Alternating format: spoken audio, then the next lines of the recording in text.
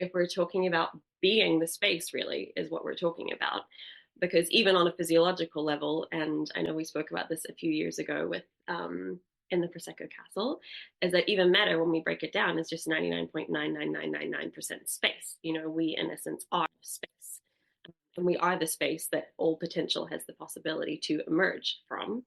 But it's very difficult for us to be that space if we are in judgment of our own existence.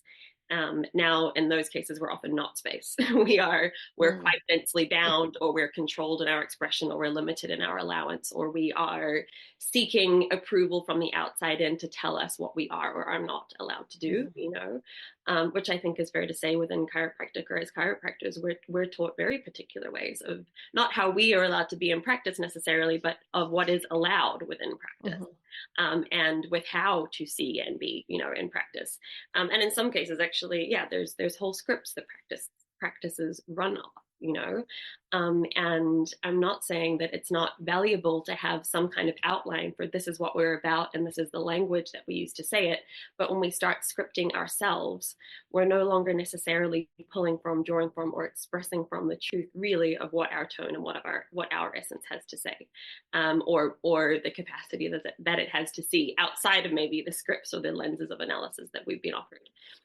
But when we can allow ourselves to be full stop, because being a human being is quite different than being a human doing, and being a human being requires a lot of allowance of number one, listening to everything that gets in the way of our willingness to just be and be present.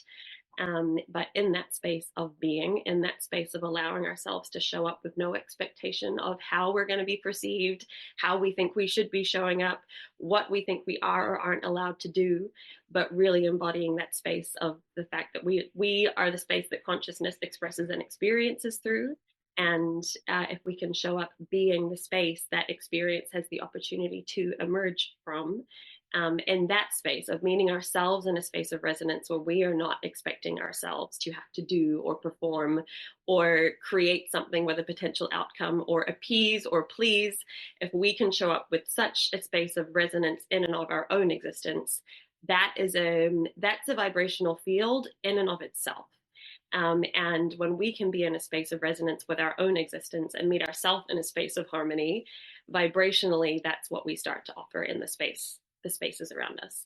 And so it's the people on the table then, it's their systems from the inside out going, meeting and matching that resonance and going, oh, maybe I can also be in resonance with my own existence. Maybe I also can be allowed to exist no matter what. And in a way that's never existed before, because obviously no human has ever existed before. And if you don't have all of the instruments playing in the symphony like they're meant to be playing, then we don't get the beautiful arrangement that's possible within humanity. We get a lot of instruments copying other instruments, and a violin should never try and be a trumpet.